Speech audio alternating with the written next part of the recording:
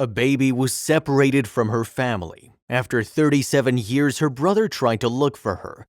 What he found changed his life.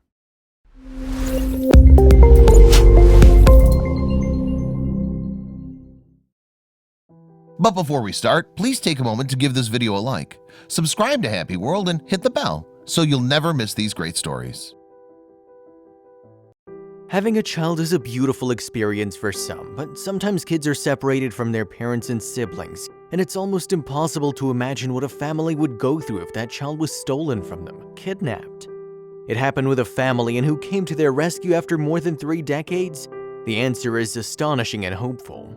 For 37 years, the family didn't forget about their lost child and tried everything to get her back.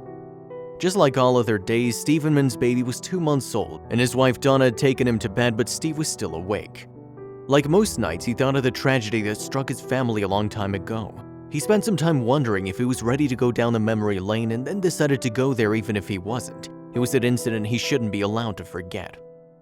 Inside his closet in his current residence in Fontana, California, kept safely was a box of old family photos which Steve decided to explore again. On top of that, he found a picture of his younger self, and he couldn't contain the involuntary smile that graced his face as he noticed his baby boy had the same round ears as he did. Even their lips were similar, but that wasn't the reason why he opened the album. In the album, Steve rediscovered the old pictures of his mother, how she was as a young girl and woman in South Korea. Then came the picture of his elder sister settled in a meadow, who was no longer part of the family, who disappeared even before he was born. She was 8 months old in the picture. Where was she now, and was she even alive? He hadn't met her ever. However, both their childhood pictures were similar, but he thought every day what it would have been like to have her in his life. It had been 37 years now since she was lost. He didn't even know if she was still alive, and even if she was, he couldn't think of ways to find her, where to start looking. She didn't even know that she had a younger brother, or did she? An American soldier stationed in South Korea, Steve Inman Sr. fell in love with a Korean woman named Chum Gu-yi. After a small period of courtship, they got married. They were happy together, and Chum got pregnant, but when it was time to deliver her baby, they couldn't get to the base hospital soon enough. Since the couple couldn't get to the base hospital in time, the delivery of the baby took place in a village called Changmao. The couple was happy with their baby girl, who was named Sally. They were settled in rural Korea for the time being and raised their daughter with the help of an old woman they thought they knew, but this only went on for 8 months. Steve Inman Sr. wanted to return to his homeland now, to Salt Lake City, Utah, to introduce his bride Chum and his cute infant daughter to his relatives and friends there, and obviously start his new life with his family. Well, there were some official issues. Since Sally wasn't born in an American Army base hospital, she didn't receive U.S. citizenship automatically. What were the parents to do now? On top of that, the parents committed a slight mistake on Sally's paperwork, which concluded that neither the U.S. nor Korean governments considered Sally to be Steve's legitimate daughter. The Inman family was suggested by their lawyer that they should take care of the legal work after returning to America and leave Sally behind for the time being. Like any loving parents, Sally's mom and dad were apprehensive about leaving their little one behind, but Chum's mother doted on Sally, and she offered to take care of her granddaughter while the parents went to America to sort out the issues. Chum left her daughter in her mother's care and flew to America in the hope that her daughter would soon reunite with them. Obstacles in bringing Sally home only intensified instead of decreasing. The US government, because of some bureaucratic issues, didn't allow Steve to claim Sally as his own daughter, but recommended him to adopt her formally. Meanwhile, the grandmother back in Korea was taking care of Sally, but it was too late now for her to be brought to America. The process of adopting Sally was taking painstakingly long and was expensive. Chum made sure to call her mother every day to inquire about Sally and her well-being. It had been 8 months now since they'd been separated from their daughter. One day they got a call from the grandmother, which made their worst nightmare come true. The grandmother called Chum, informing her the old woman who worked as Sally's nanny had paid a visit and said that she really missed Sally and wanted to spend some time with her to take her out. She'd called her to ask for permission, and Chum complied. Little did she know this would be her biggest mistake. The nanny had never returned. She'd kidnapped Sally. This is when Steve Jr. was told about his eldest daughter. His mother further told him that Sally had been kidnapped. The parents couldn't afford to go back to Korea as a lot of money had been spent on trying to get Sally to America. The couple went on to have 2 more children, Connie and Steve Jr. But Steve Sr. had been really hit by Sally's kidnapping, and he started losing it. After the news of Sally's disappearance, Steve Sr. took to alcohol and abused it. He wasn't making a lot of money and couldn't keep his current family well fed. The responsibilities were becoming too much for him, so he left his family. Left alone, Chum didn't know what to do, so she eventually remarried and moved to California with her kids. What was Sally doing in the background?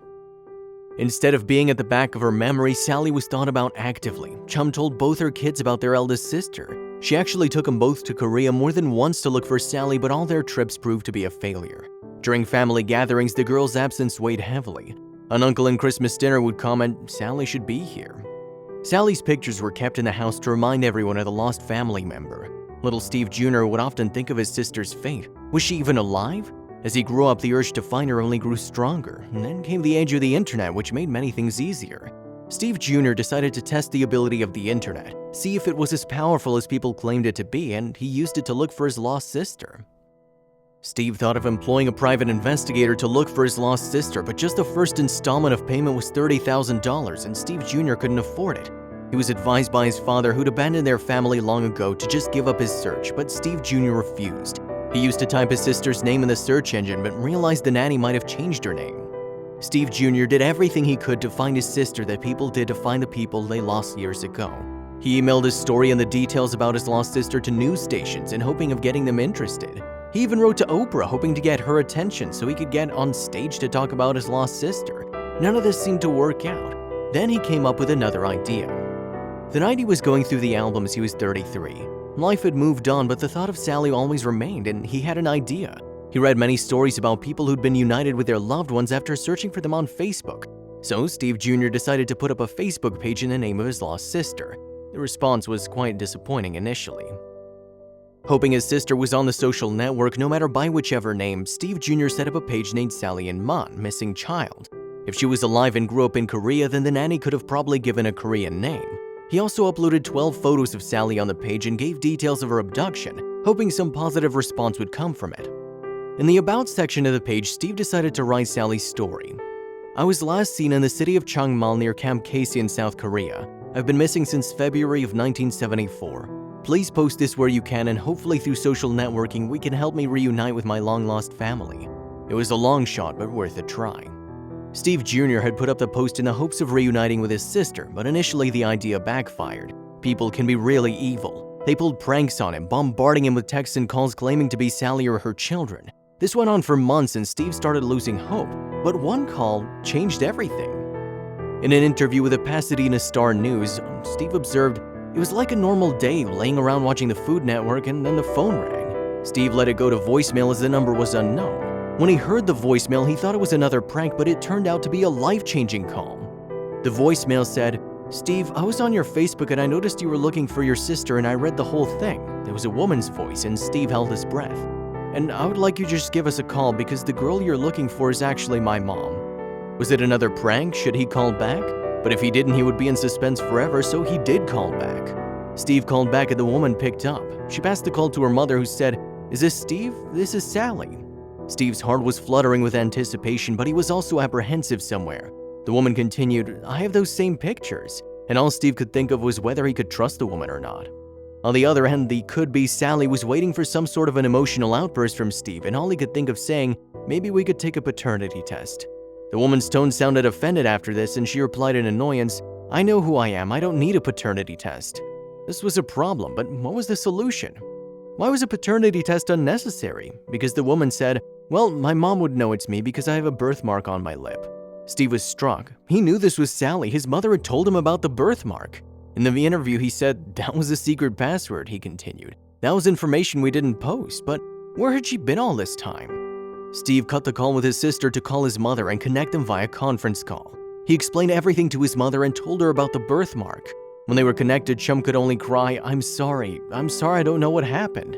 I'm sorry that 37 years went by. I thought you were eating out of a trash can. I'm so glad you're alive. But how is Sally living?'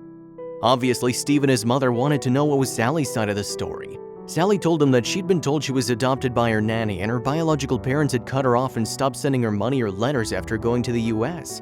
The nanny married a soldier from America and immigrated to Texas. Sally said, 'My adoptive mom gave me all the information she could, but I was half Korean and half American and didn't fit in Korea or in Texas when we came to the States.' Sally was never accepted by her adoptive family. Whenever she did something, she was scolded with the phrase, 'Wild just like your father.' When old enough, Sally got married and moved to South Carolina and had 7 kids. She had a lot of questions for her adoptive parents. She got to know they lied to her about the blood group and even wondered what other things they lied about. Steve had to just accept there were questions that forever remain unanswered. Now, though, everyone was looking forward to the reunion. In the interview, Steve said, "A lot of crazy things were going on in Korea. At the time, there was no technology. Korea was like a third world country. There were no records of what happened, and now the only people who have the answers, our grandmother and the nanny, are dead. Some things had to be let go of." The family decided to have a video call before they met each other. They just couldn't wait. The internet brought about another reunion. When the three siblings got on the Skype call, they were overwhelmed and surprised. Steve felt that it was like looking into a mirror, but now after 37 years, it was time for the family to meet. Steve Jr. and Connie arranged for their eldest sister and their 3 of her kids to fly down to California to meet the family, and the mother was there too. The newly reunited family spent a week together in Fontana. They all naturally gelled together, and it just proved they shared the same blood. Sally got emotional and said, "I don't want these few days to ever end." They're a complete family now. Sally's absence in Christmas is no longer felt as the family gets together with all their kids. They meet each other many times per year. Sally said in an interview with Pasadena Star News, "A big void has been filled." The cons of the internet are unending, but it has also proved to be a positive place, and the reunion of this family is one of many happy endings the internet has brought about.